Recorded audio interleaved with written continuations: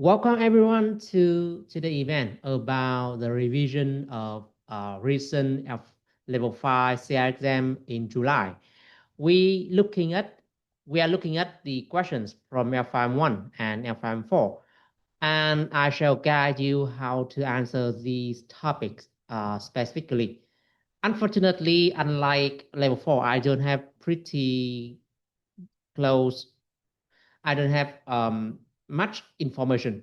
I just have the topics of these questions. But anyway, then they are all of them come from study guide. So I will try my best to convey what I understand about these topics and how you can address the question when you see these topics. So first, let's look at the recent question in L5M1 and L5M4. With L5M1, for this time, I think that the first question is pretty predictable. So in 3 exams in a row, then we have bureaucracy and the question about bureaucracy as question number 1.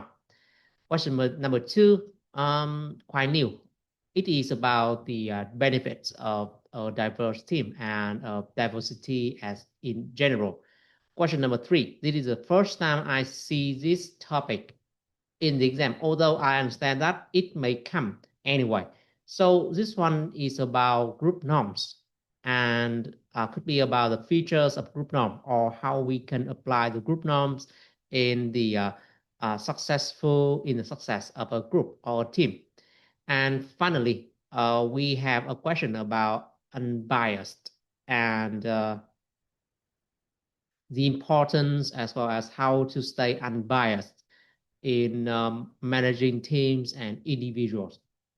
As you know, in this chapter 4, in this question number 4, we focus on the key personalities of a procurement professional or a procurement manager to become a leader. So unbiased is one of these features, and we need to stay aware how unbiased may benefit the manager here.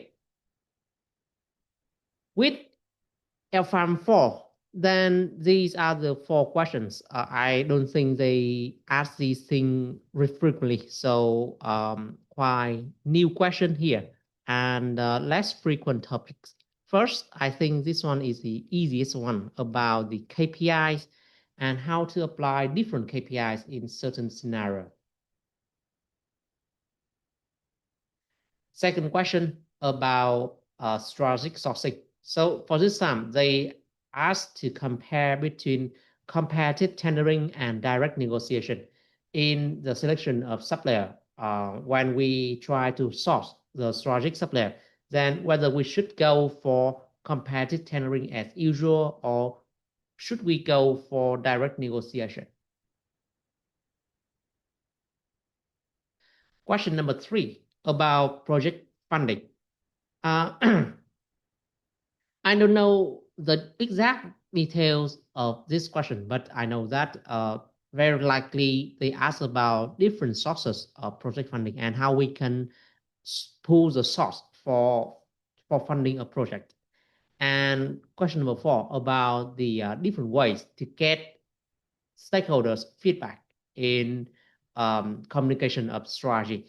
So for this one, I think that is very basic and you can find a lot of information from study guide. However, the challenge is that for both L5M1, for both L5M1 and L5M4, we have already a very long book. So you may miss the details of these topics and you may not score or you may not have written your best in the exam.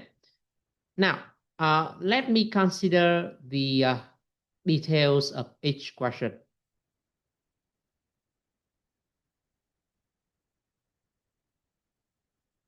So the first question about bureaucracy. As you know, in the first chapter of L5M1, we have a lot of theories and we have the classical theories of measurement and the contemporary approaches to measurement. So bureaucracy is one of the classical one, and it is suggested by Maximilian Weber, a German socialist. He suggests that to become more efficient and to organize a huge organization, then we need to have a system for consistency. So bureaucracy is a requirement. Bureaucracy is found based on a few features and a few principles. But its major purposes is to improve the efficiency and stability. Especially, it promotes the impersonality. With bureaucracy, actually, Weber doesn't suggest. Actually, he didn't think of this theory by his own, but he just observed some organization and he withdrew that with certain organization. When they become too big, then they need to be more bureaucratic and they need to have some form of hierarchy, some clear rules, and to promote the efficiency, then they need to be impersonal. The decisions must be made based on rules rather than personal biases. And through this kind of working, the organization may reduce the arbitrary and reduce the subjectivity of a single decision maker. Instead, it goes through a process. Any decision comes through a process, and it must have some approval before the final decision. By that way, then he thinks that the decision would be more rational. So, for example, very typical bureaucracy thing in procurement is the requisition and tendering. So we standardize the process and we have a structure for approving those purchases. So for example, when the end user writes requisition, then they need to have the uh, department head to approve that and then send it to the procurement. And procurement may need to review that and check whether the suppliers, whether we have any contract with the supplier about that product or we need to purchase a new thing. So in that way, then we are trying to pooling the resources and pooling the source. So we may save the money and rationalize the purchasing decision. In bureaucracy, then there are a few principles. First, it respects the hierarchy. We have different levels within the control of the organization. And we have a chain of command. It means that the subordinate must respect and report to their line manager to ensure the accountability, and the line manager would be responsible and accountable for his subordinate actions. So by that way, then we know who will take responsible for something. And it may be more efficient when the organization is too big and we need to keep the layers of organization. So the line manager may know a few subordinates under him, and he may know a few line manager, a few other directors above him. So by the way, then the top manager or the top director may not know all of the subordinates, all of the employees, but he still can control the process or the work of the whole organization.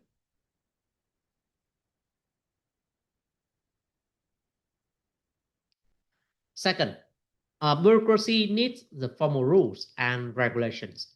It standardizes the process, procedures, and the policies to enhance efficiency. The processes and procedure list out how each department or each individual may collaborate with each other and create a system for control. Anyone who goes off that procedure or process could be punished by some disciplinary measure. By this way, then the bureaucracy keeps a system of reporting, of accountability, and a collaborative system. Although sometimes someone may see that it could be like too much red tapes, too many red tapes, and too time consuming, too bureaucratic. and too distant or inhuman. However, in many cases, then bureaucracy is a must, and it showed to be very efficient in larger organizations where not everyone can know each other and not everyone can study the personalities or the emotion of others. So contrast to human relation, for example, when in human relations, then the contributors think that most organization or the manager should understand their employees, should receive or listen to their employees. But it is impossible to organize in a larger organization where the director may need to manage like hundreds of employees or even thousands of employees, or in a military.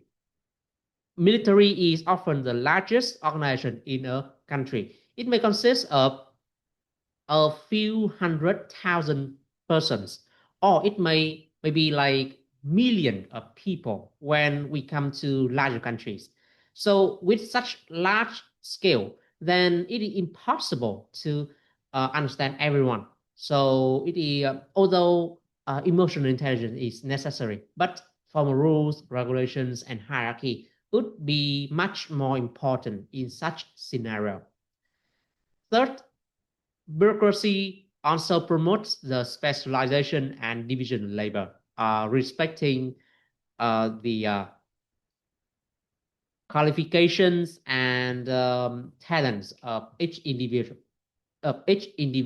But those qualifications must be proved, and they must have some kind of formal education. So this kind of way may help us to identify who would be the best candidate for some position. However, then it may ignore or um, look over the potential improvement or potential candidate with better understanding.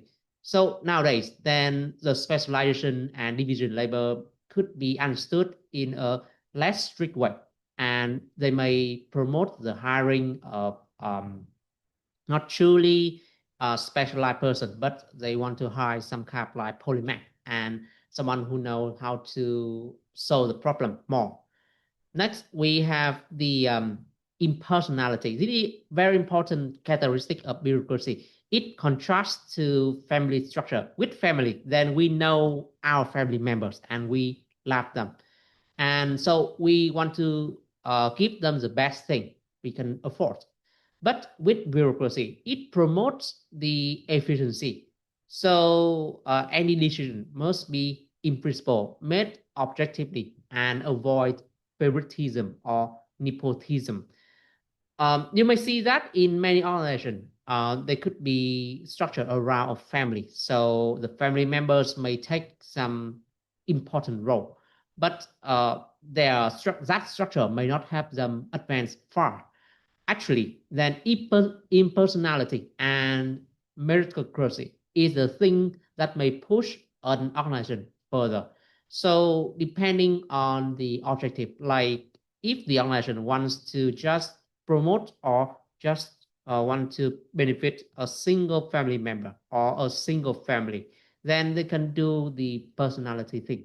But when the organization try to be bigger and wants to be more prominent in the market, then they need to move on and achieve the impersonality. It promotes the efficiency since we may not we may select the best talent for the best for each job.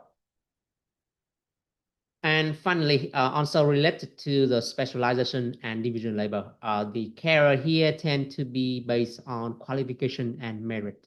But we need to keep in mind that Max Weber period is like about 1920s, so over 100 years ago, and many things has changed. So we may not see this kind of application very strictly anymore.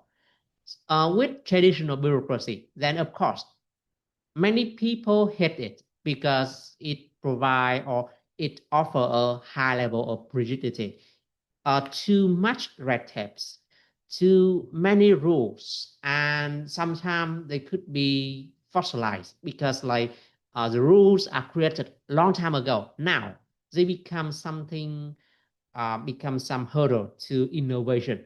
So people may hate bureaucracy due to these excessive rules. Second, true bureaucracy also respect the process. So the process here could be slow, could be long, and maybe inefficient, and especially in the case that we need quick decision.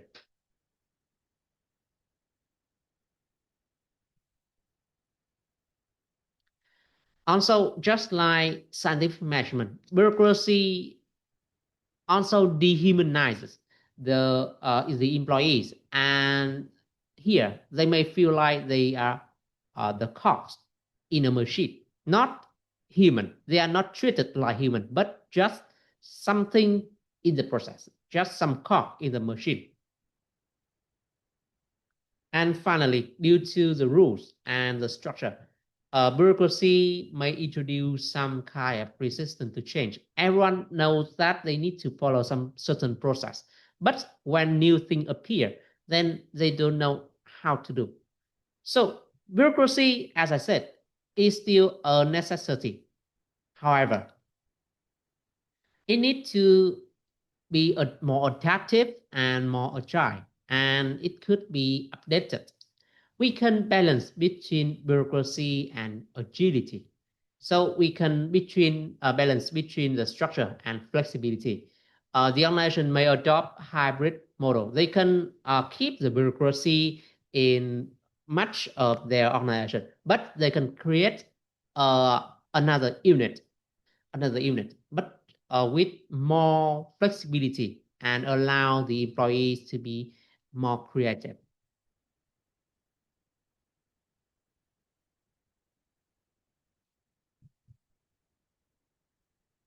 Second, nowadays bureaucracy could be integrated into an electronic system and make it more streamlined.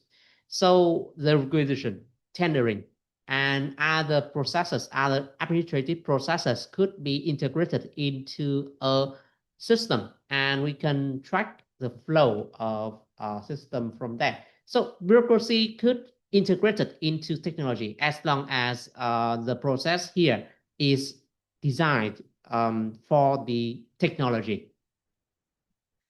And by this digitalization, it may streamline and have bureaucracy more efficient, and we may have less administrative costs from this kind of streamlining.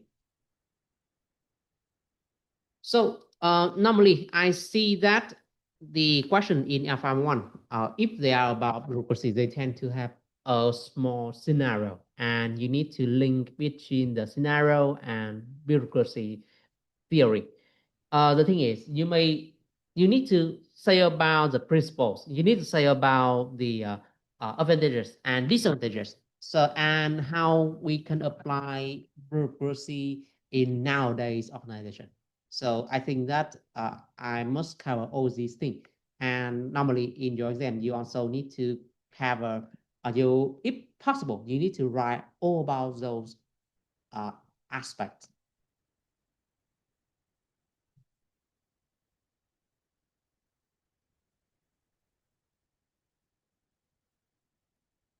And I know that L5M1 is one of the greatest challenge for students in level 5 because it is not about procurement. It is about human resources management. And we have a lot of management theories here. Bureaucracy is just one of them. And you may feel quite overwhelmed by these things. However, then if we spend time on this, then I think that we can learn, we can remember them. Actually, bureaucracy and other measurement theories are what you do every day or what you face every day. Even the processes like requisitioning, tendering, procurement cycle, relationship management, and so on. All of them are standardized. Then they are part of a larger bureaucratic system. And your own organization may have some features of bureaucracy itself. So when you write about this, then you can refer to your own organization. Okay, but this only for when the when the question doesn't have any scenario. So you need to write example. However, if you can link between your organization and bureaucracy, then I think it is a lot easier to understand. Now, let's continue with the second question.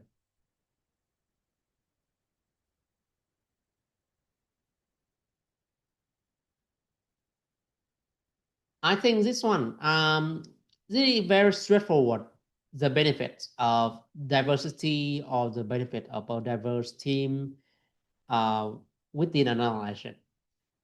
With this one, I think that we don't need to waste much time writing about it, but we may have a few keynotes here.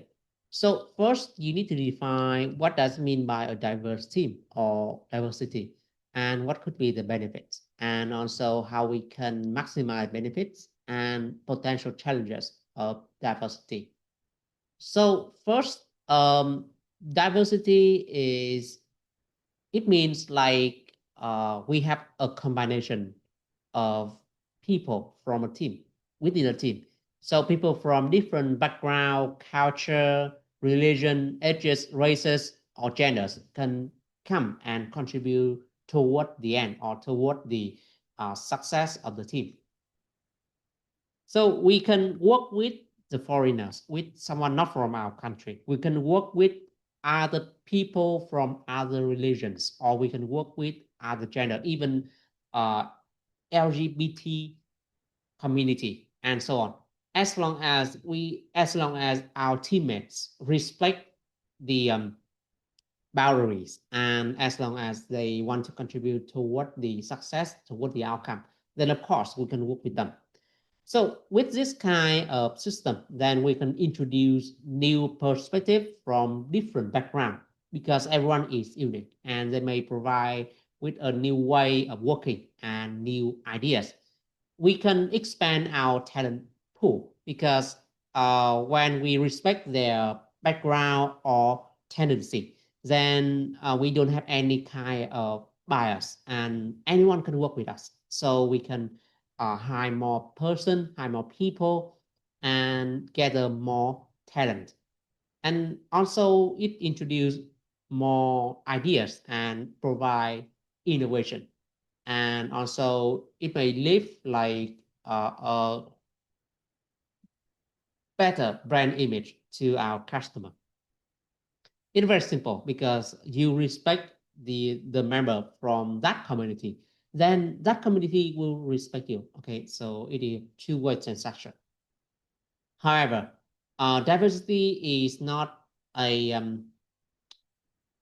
panacea. It's not a key that opens every door, and we may have some frictions in a diverse team. Here, then especially it is unavoidable that someone has bias, and some people may want to work with someone share their background or share some kind of similarities. So working in a diverse team may have a lot of frictions, and that may create the conflict and reduce the team effectiveness. Especially we may come through the um, storming time, like in team development stages. Also, any underperformance and misunderstanding or miscommunication may increase the prejudice and the tension. Therefore, working in diverse team means that we need to bridge the gap and reduce the differences. So it is important for every member to communicate with each other and try to understand each other's perspective without just without prejudice, without any cliche. Furthermore, the team leader may play a role in a diverse team. So they need to themselves. They need to lead by example they need to avoid any bias and open to any idea and ensure that the environment is fair for everyone.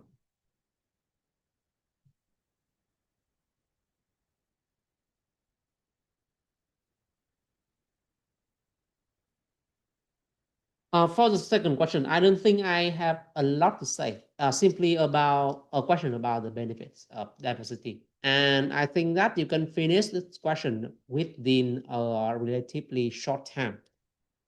It we don't have much to say here, just about benefits and some, if possible, you can say about the challenges and how a team may embrace diversity. And I think that for this question, it is very easy to get a decent score. Now, let's move on question number 3.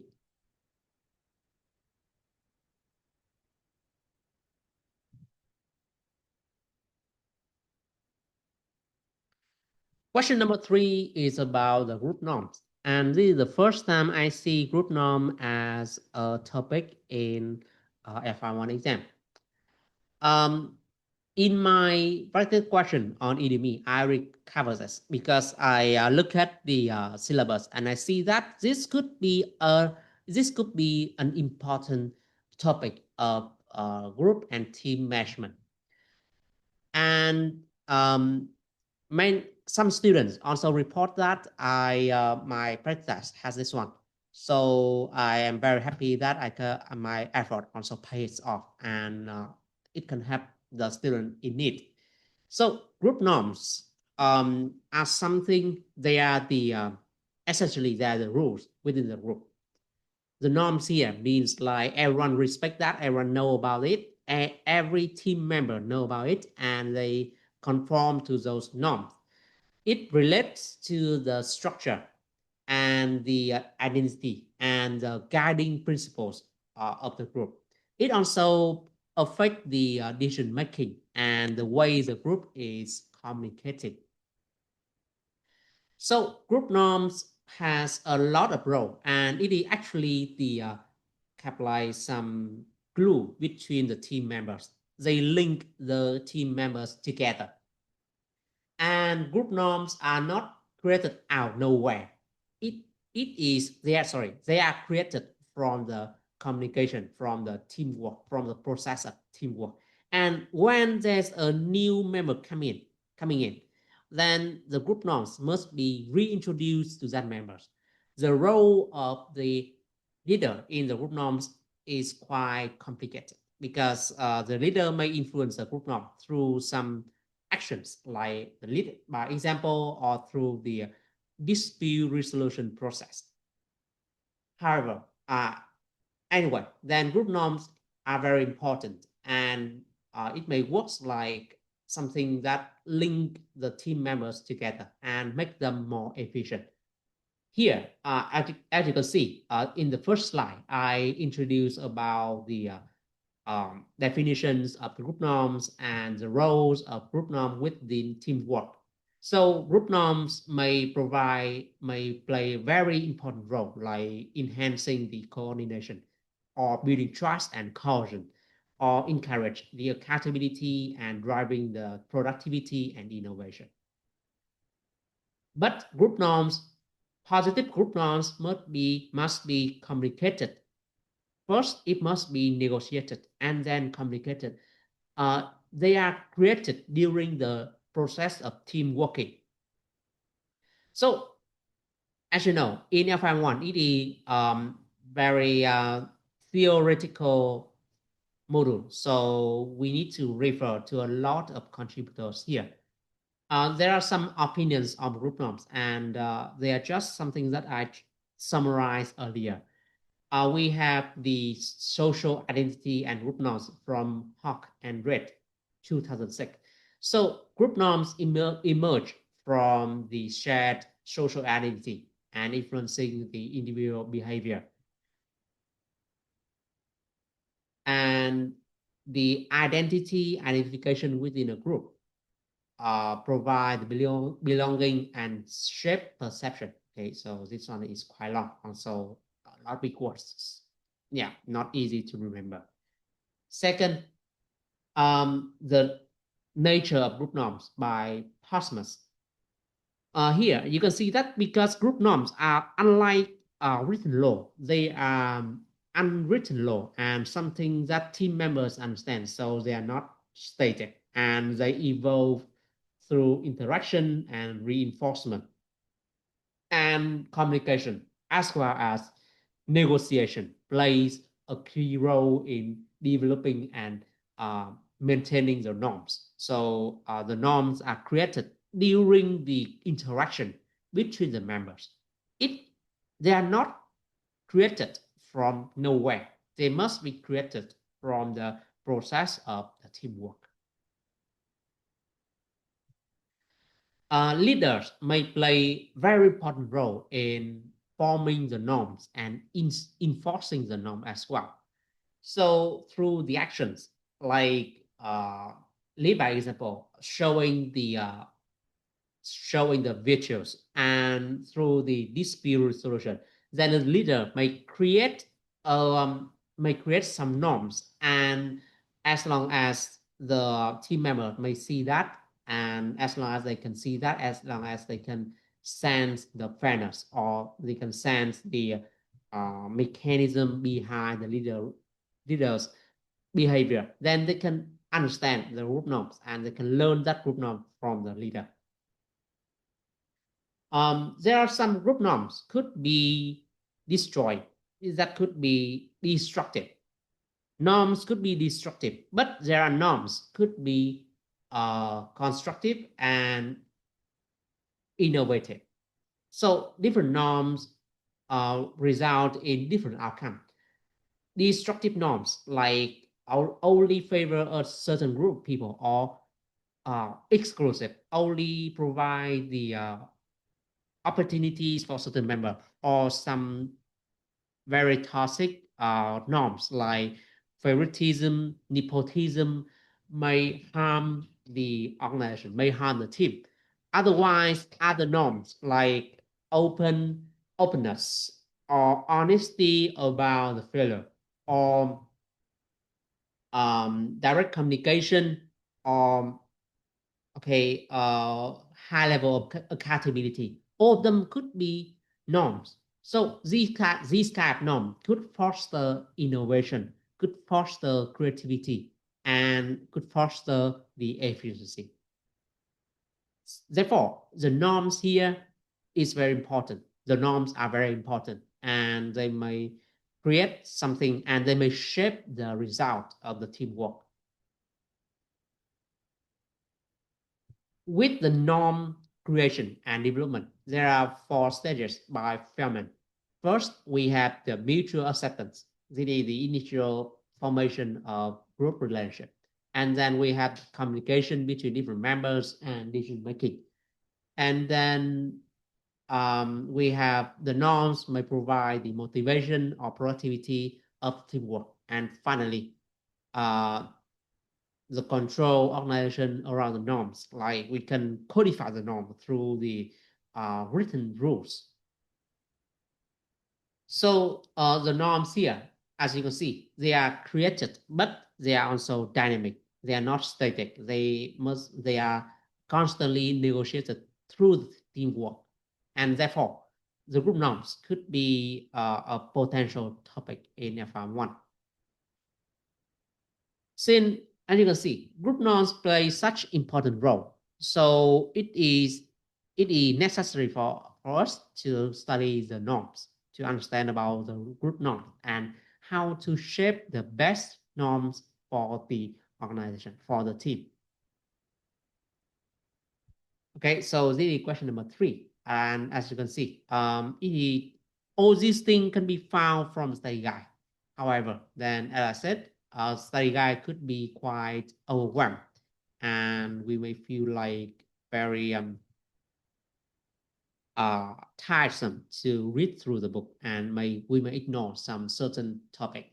However, if you pay attention to the syllabus and to the content of table content in the study guide, you can see that group norms stand out and together with other topics. So we should not ignore any topic like this, and to avoid the surprise question like what many students has faced during last July exam.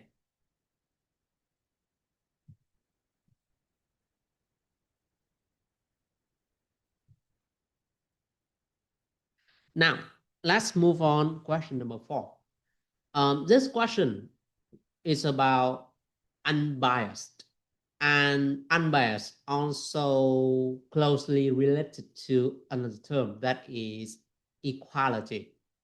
So unbiased means like we keep no bias. We ensure the equality, the chance for everyone. So on we when we talk about unbiased, then we also talk about equality and why it is important. So equality means provide a fair um uh, provide that everyone has the same opportunity to achieve something or to be successful, and to ensure that everyone has a voice and no one is more important than the other. Achieving the true equality is very difficult because the nature itself is unequal. So we are trying to create the best opportunity for team members, for the employees within the organization. Everyone must have a voice, and we must stay unbiased.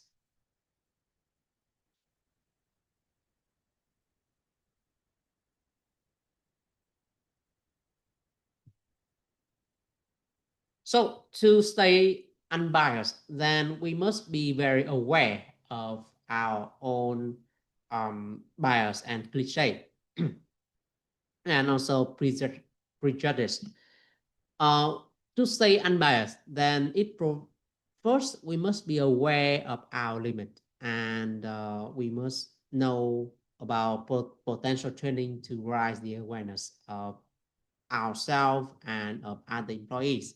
Second, we need to develop an inclusive climate, just like with the diverse team.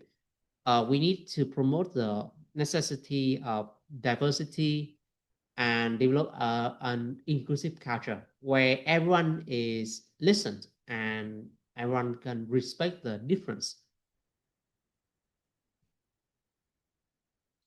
And for disadvantaged people, because they have uh, fewer opportunities than others, so we may provide some special programs for disadvantaged people. With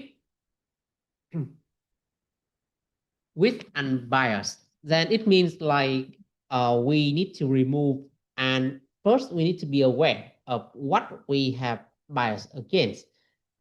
We may have some unintentional bias against other gender or other group of people. So we may think certain group of people is lazy or they are not as successful as other. Therefore, we are putting some hurdles against those people. And with unbiased, it means like we need to remove those prejudices and allow everyone to join in and contribute to the outcome of the organization, to the success of the organization. Therefore, with unbiased, training and raising awareness is the first step. However, then in other interaction within the organization with other members, we still need to stay aware of what bias we have and how to overcome them. Actually, then with to become really unbiased, then we need to listen to other voices and stay aware of potential frictions during the interaction. Here, to stay unbiased, then emotional intelligence may play a very important role. We need to put ourselves in other shoes. However, then we still need to have some kind of principles.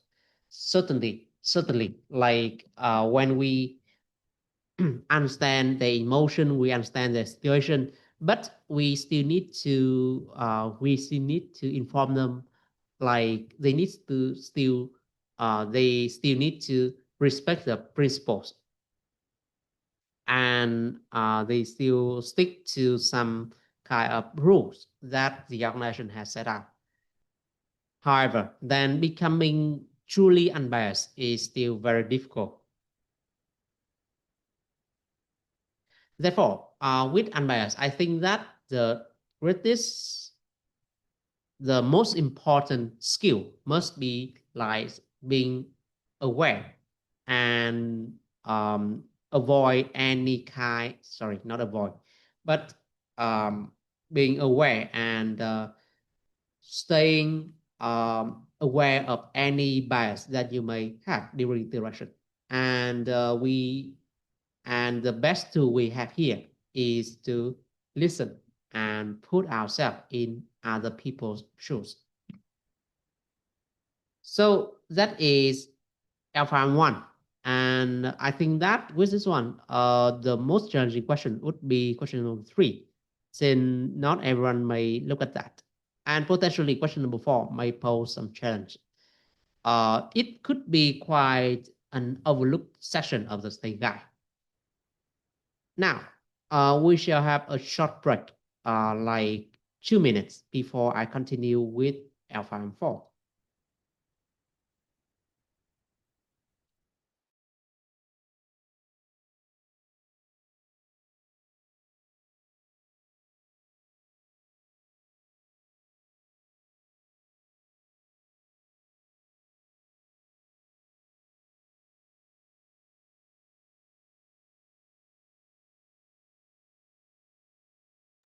We have a small break before I continue with L5M4. Okay, you can take a cup of water, take some coffee or some tea, and we shall continue later.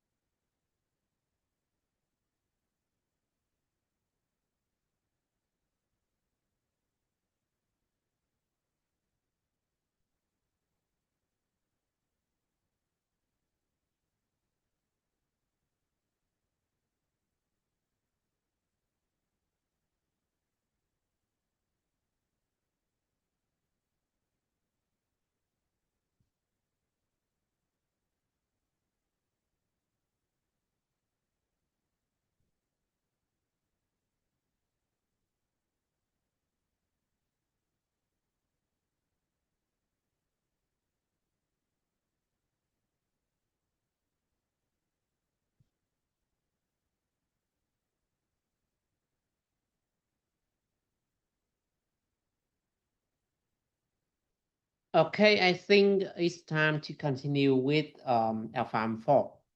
Now, let me see the recent.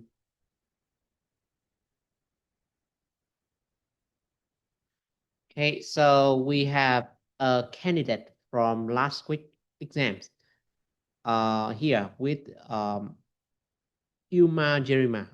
He's a very frequent participant in my event. So he has very detailed question for L5M4. First question is about the first question is about KPI, but we have very specific scenario where a manufacturing company implementing drilling time and receives supply parts from supplier, and they have some issues in the performance. So for this one, I think that the KPI here are very straightforward. So for each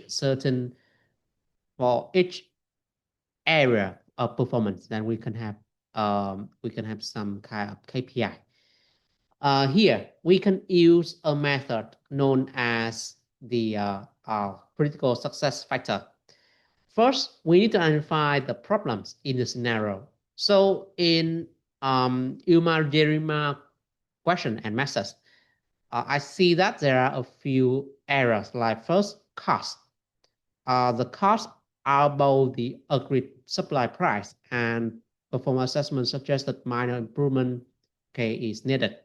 Second, we have delivery. We have late delivery and delivery with damaged parts. Third, we have inventory management problem, which means that the product has been kept in buyer's inventory without being sold for 12 months. Okay, so it could be a problem with the quality or with the satisfaction. So it may require the uh, some review of the quality. Next, we have the customer service. And finally, we have the quality. Well, so I think that with inventory management, then it's more about innovation. Yeah, innovation and how to match with the customer requirements. And six, we have safety. The question says the candidate should propose and justify 5 KPIs. So for this one, I think that it's pretty straightforward. They provide you with 6 areas for improvement, but only 5 KPIs. Therefore, we have the freedom to choose from those 5. Here, I have a few KPIs from study guide. Okay, so they have 4 key pillars here. We have the cost, quality, safety, delivery, and also, as you can see, we may have the inventory management or innovation. Uh, yeah, and also, let me see. Yeah, customer service. So with this one, then you may not just to take the KPIs from question number 1, from chapter 1, but you may also take the KPI from chapter 4. The thing is, with level 5 in general, then for a single question, you may take the answer not just from that area in the book, but from the whole book.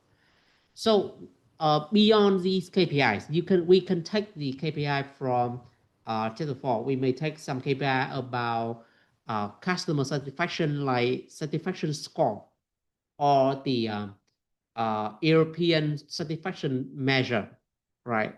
And with the innovation, we can take that from part 1.2 about the time to market and about inventory management, right? Like the inventory coverage and also the rate of redundancy or the average inventory days. So we can take everything into this question as long as you can demonstrate or justify your selection. So here I may suggest 4 areas for cost, then we may have the cost reduction or to the price performance score. The price performance here means like we need to benchmark the supplier's price to the market price. In many contracts, we don't fix the price. We allow the price to be fluctuated. However, we still need to keep and pay attention to price performance by checking the price and compare it to the market price. So we may benchmark that and look at how many percent the price is beyond the market price or under the market price. And then we can have certain action about that. For example, if the supplier is supplying with higher price than expected, then we may need to have some review with them, like how the price becomes so expensive and how we can improve that. Otherwise, if they don't improve, then we can terminate the contract. Okay, so we can include this KPI in the contract and other mechanism for managing the performance like that.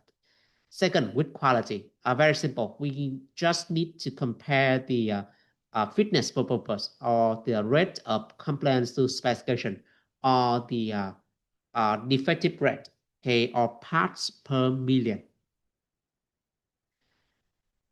So for this one, simply like we check whether the product delivered match with the quality or match with the specification or not. With safety, then we can measure the number of accidents or percentage of complaints to 8SE standards. Here, then the first thing is to establish the standards for 8SE. So we must be very specific, like the workers must wear um, personal protective gears, and they must have the full gears for 8SE for the safety. And also the process of working must follow certain standard. Like when they work with heavy metal, then they must use the helmet and they must wear strong boots to protect themselves, or they must wear some light jacket and be able to and every transportation must be very careful to avoid any collision, for example. With delivery, also, I think that you are very familiar with this kind of KPI, simply about the rate of on-time info delivery. Uh, we compare the number of on-time info deliveries on the total number of deliveries within a time period.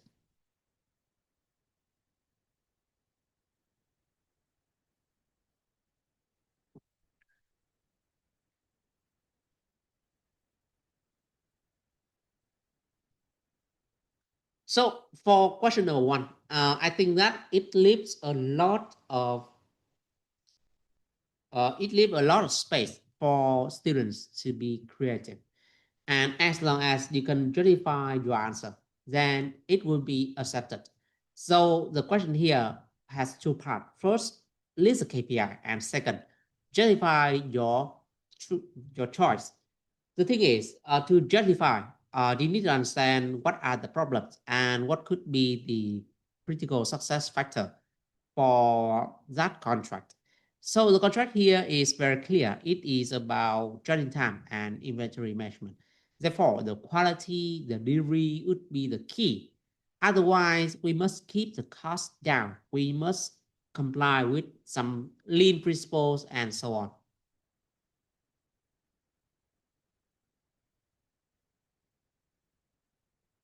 All right, so depending on specific scenario, then we can totally suggest different KPIs.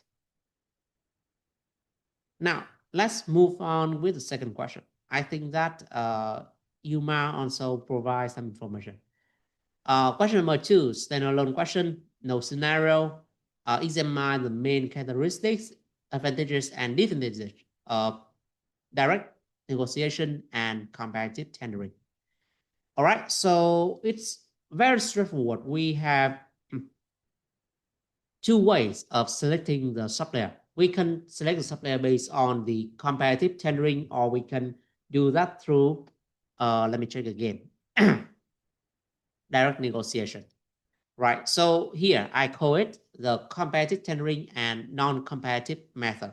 Actually, just competitive tendering and negotiation. Competitive tendering could be a process for comparing and inviting multiple suppliers to submit the tenders. And we can compare the tenders together by looking at the price or looking at different criteria like price, quality, delivery, and so on. So this kind of process could be suitable for for the product that we already know about the standards, or we can provide a precise technical specification. And when the regulations requires us to do the competitive tendering, and when we have a lot of suppliers and they are sufficient for a genuine competition. The tendering promotes a culture of transparency and fairness. The supplier knows why they are selected and what they need to do to be selected. And it encourages the competitive pricing. We may select the best price, and we can work with a new suppliers based on this tendering process. However, it may require higher level of administration and, of course, more time consuming, more resource intensive. We may need to invest in a system, an e-sourcing system for this kind of competitive tendering. And without careful consideration before the tender, we may prioritize the price over other characteristics, other criteria. And for the overall limitation for the standardized purchase, we may just look at, we may want to select the product, or we may want to select the suppliers based on the price and other criteria, but they must be in competitive tendering. We must provide them with a technical specification. So this kind of thing may limit our choice, just like to compare with performance specification and conformance one. With conformance specification, we have less flexibility. And especially when the solution must be customized or bespoke, then we may not have such, but we only have some general version of the product. So it is not customized. So it doesn't provide the true flexibility we need. Okay, so these are some disadvantages. Otherwise, we have the direct negotiation. It means like we can negotiate directly with the supplier. Normally, we must negotiate one-on-one. Sometimes we may have the negotiated tendering. It means that we may negotiate with more than one suppliers. However, then these conversations must be one-on-one, okay? Because they don't want to share the information to their competitors. This kind of selection often based on previous relationship, when we have certain information about suppliers' performance and their capability. Or otherwise, in other case, we need to have unique solution. Like it must be creative, like we need to design a house on certain land lot. Or you may want to purchase a creative product like a piece of advertisement on TV. Yeah, advertisement film on TV. So that kind of product is require a lot of creativity, and it requires some level of uniqueness that no other product on the market may do. So we may need to negotiate with the suppliers based on those in those categories. Sorry, in those circumstances. Direct negotiation could be used in high level, high value, and complex procurement. However, then it should be reserved for strategic fund only.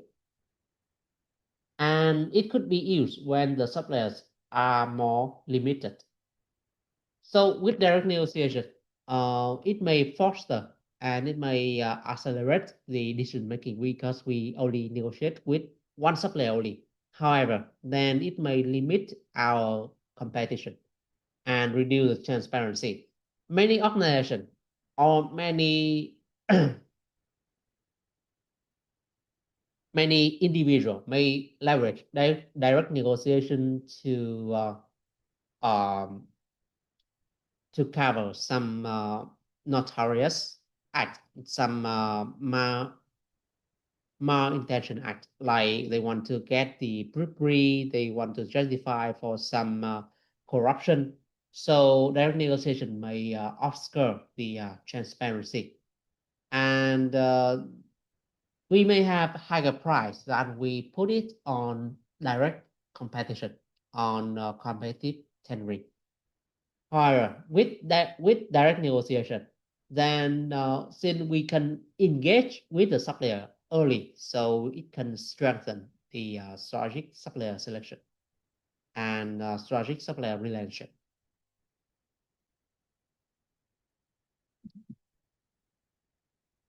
Okay, so with direct negotiation, then and with competitive tendering, they both have advantages and disadvantages, and I think that is the intention of this question.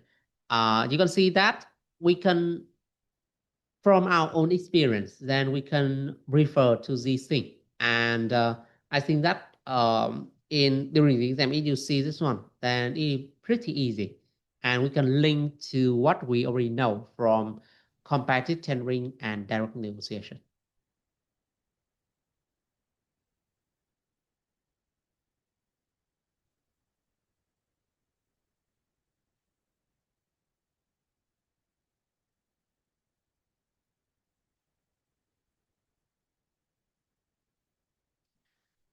Well, thank you, Yuma. This is question number 3 about project funding, about housing project funding.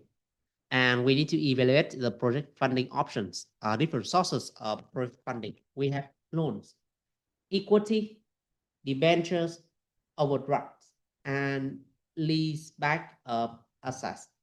This is abbreviation for sales and lease back. Okay, so for this one, I think that we need to have some overview. First, for big project, then normally they can create a new business. This is known as a special purpose vehicle to perform a project. And this new entity could attract or could source different funding for the project and enable the business to have more flexible option and limit the risk within certain project. So with this kind of structure, then we can have a lot of sources for project funding. First, we may have loans. Loans mean we borrow the money from the bank, and that money may come with some interest. So the advantage here is about, first, we can have some tax advantage. The interest payment is tax deductible, so we can reduce the duty to the government. We can reduce the tax duty. Second, then using loan means we don't need to use our own money, and that can provide us with flexible choice.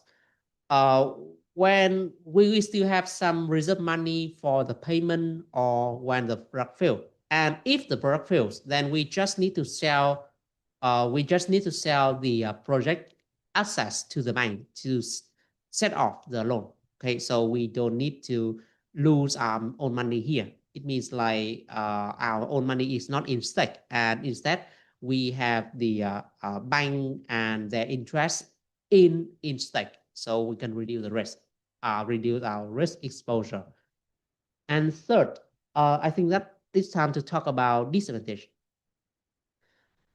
For loans, then it is basically borrowing of money, and you know that for borrowing, then they have the precedence over other funder. So when the project fails, then the bank may get the upper hand in receiving the assets. Second, with loans, then we need to pay the interest. So accumulatively, then we may need to pay more than the project requires. Okay, so we need to account the interest as well, and especially if the project doesn't return sufficient income to cover the interest, then we risk to run the business at a loss, and therefore the project may fail financially. Second, with equity options, here I think that we may ask other investor to invest in that company.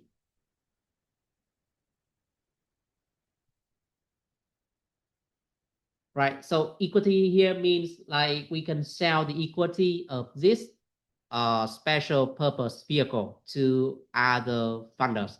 Like we can call other company to invest in this company, to invest in this special purpose vehicle, and they may have the equity here. So the advantage here is to share the risk. We can share the risk between the project sponsor with other funders. And second, there's no interest payment. However, then the disadvantage include like because they invest their money and they become a shareholder in the special purpose vehicle. So they may take the stake and they may have the decision or the veto right in the project. So when we decide something, we need to ask for their permission. Otherwise, they will not be approved and the project may be delayed. And furthermore, with equity, then the investor also face some risk. When the project fails, then, as you know, the borrower would take the precedence. So if the project fails, then the the lender would take the assets, and what left would be spent on the equity owner. So they may see the risk and they may not want to invest in such risky project. However, I think that with equity, the greatest risk is that they may take the veto right in, they may take the voting right in the project. This is also an advantage in loans. In loans, then the bank or other lenders doesn't have any vote in the project. They just lend the money and they just collect the interest payment. They don't vote for the project management. But with equity, then we ask them to invest, so they have the right to vote and decide in the project. Otherwise, we don't need to pay the interest. The third option is debenture. Debenture means just like loan, but not direct. We issue the bond.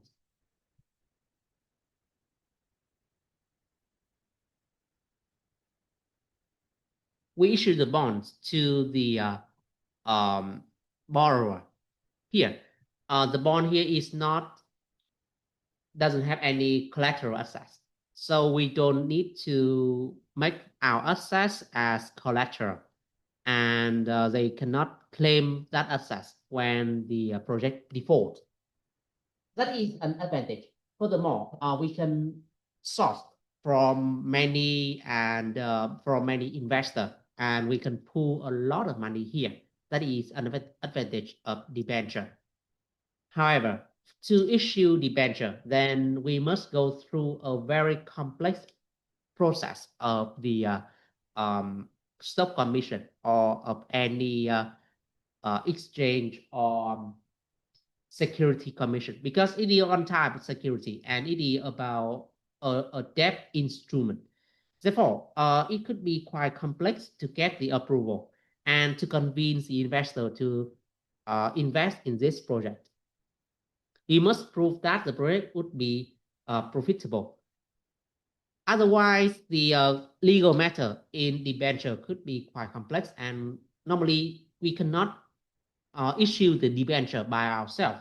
But we must go through a pretty complex process, and we must pay for the uh, fees for different services by the bank or any other financial institution.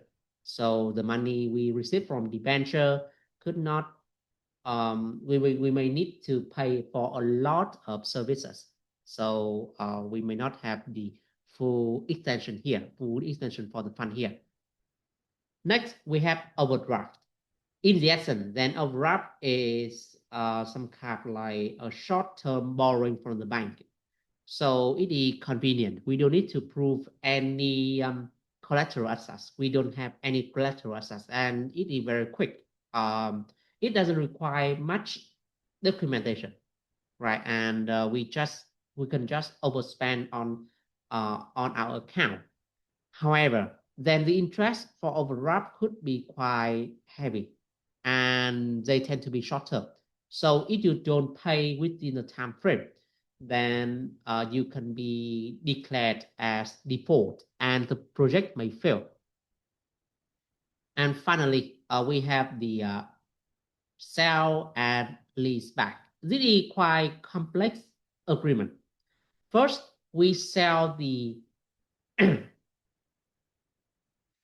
First, we sell the assets to another investor or another financial institution. Okay, we have some financial lease company. They are specialized in this kind of transaction. So we sell our assets here. This is a project. This is a housing project. When we talk about housing project, it means like a development project, and we have a lot of house on a big area, right? So we can sell all those houses or all of those areas to another investors. And then those investors may lease back the assets to us, and we pay the rent. We pay the rent just like we pay the interest. With this one, we have the advantage for the tax, right? Because the rental here are counted as deductible expense for the tax purpose. Second, then the payment here could be divided into small instrument, manageable instrument, and we can have very positive cash flow for this. Okay, so it may optimize our cash flow. However, the thing is, we can lose our control over this asset. And if we fail to pay any payment, then the leaser may withdraw their assets, and then they may cap like we may lose our asset permanently because the owner now is that investor. So every option here would have pretty we need to balance between different requirements. Okay, so with loans and debentures, they have the same nature. They are just loan. But debenture and overdraft doesn't require collateral assets, which is an advantage. Why with commercial loan? Normally they require collateral assets, so we may risk losing the assets. With equity, we don't lose any assets, but we may not have the greatest voice in voting. So equity is also an option, but it also has some disadvantage. With sell and lease back, then actually we lose the assets. However, if we pay all the installment on time, then we can take back the assets, just like with the hire purchase agreement.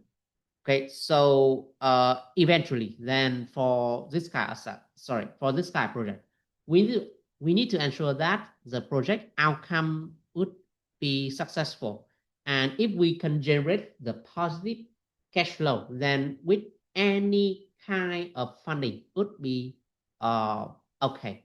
because eventually we have sufficient money, we have sufficient cash to pay off all of the obligation. Anyway, then with this kind of project funding, then we need to remember that we don't just take the money to our own business, but we create another entity. This is special purpose vehicle, and it sources the funding from different person, from different people. Okay, so our business as a project sponsor, but we need to create another company, and this company may take the fund from other institutions, and then it invests the money into the project. By this way, we can share the risk between different institutions, and we don't take the risk alone. Furthermore, with special purpose vehicle, then the assets would belong to this entity. It would belong to this entity. Therefore, we can take that assets as collateral and and distribute um, to other institution or other lenders. Okay, so limit our risk, limit the exposure, and we can expand our flexibility.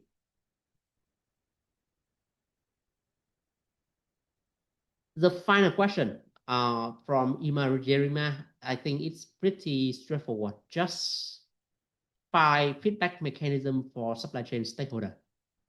So with stakeholder, as you know, it's pretty popular, and I think you must be very familiar with this. We have different types of stakeholders within supply chain. We have internal connected and external stakeholders. Internal are the employees. Connected are the stakeholders that we have the commercial tie with, like the customer, suppliers, sub-suppliers, and also other entities that we have financial relationship, like bank, like the shareholders, and so on. And the external stakeholders are the rest. Okay, they don't have any formal commercial tie or financial tie with our organization, but they still have some interest in the supply chain, like the government, media, local community, and so on. With stakeholder, there are a few ways we can collect the feedback. Okay, so here I list exactly 5 feedback mechanisms. We have the complaint process. With this one, then we just wait for some stakeholder to raise complaint, and they must write to our address, or they must have a letter of complaint. So from that, we can communicate with them about their concern, and how we can address that, and what could be the reasons for their concern. Second, we can proactively communicate with the stakeholders through different ways, like through emails, newsletters, or through media articles. From that, then we can receive the response, like they can text to our WhatsApp, to our email, and we can collect their response. So for this one, then the answer tend to be unstructured, just like with complaint. They can write anything they want, so they tend to be unstructured. And if the communications are too huge, then we can have some problems in analyzing the responses here, and could not understand what could be the greatest problems and what could be the reasons for their communication. Next, we have service standard monitoring. So for this one, we simply set out a score system for our service and ask the stakeholder to give feedback. They can rate our performance, and from that, we can know how well we are doing. This kind of feedback is more structured, and it is measurable and quantitative. So we can monitor over time with setting target and reaching the and aiming for reaching the highest target possible. However, because of that nature, they tend to be they may not reflect the latest trend, and we may fail to capture the underlying complaint. So it should be used in combination with other way of feedback. With questionnaire and survey, it also provides a structured way to receive feedback, and we can frame our concern in certain questions. However, it requires the stakeholder to be proactive, and they must provide us with information according to the question. And if they have further concern, then they have very limited chance to do so. Furthermore, asking them to do questionnaire survey may take their time, and we may not attract the answer that we expect. Finally, we have other feedback opportunity. This is understood as like we have form a meeting with the with the stakeholders, or we have the forums or association for receiving feedback. You can refer to chapter 1 matters, to some chapter 1 topics like suppliers, forums, and association. By this way, then we can collect their feedback, but also in pretty chaotic and unstructured way. So we need to summarize them and sort them, also analyze the communication here. Anyway, then this kind of interaction may encourage the stakeholder to give more feedback and help us to understand the situation. Right. So for this question 4, I think it is quite straightforward, and you can easily write 5 feedback mechanisms. However, with question number 3, I assess it as pretty challenging one. Okay, so for L5M4, also question number 3, rise particular challenges to a student. It requires students to understand about the financial nature of some sources of funding, and I think it is pretty challenging one. Anyway, then in my practice question on EDB, I try to cover all of those questions, and although I think that I still need to update based on this information. However, then with L5M1 and L5M4, I believe that I already provide a lot of information about the exam. So you can go to Udemy and search for our L5M1 and our L5M4. We constantly update them with new questions and update them with the trend in recent exam. If you have any further concern, just contact us through WhatsApp or email, and we shall upload this recording to our website at en.evocumen.edu.vn. We welcome your feedback, and I hope that we may have other opportunity for revision. So thank you very much for your participation, and see you in other events.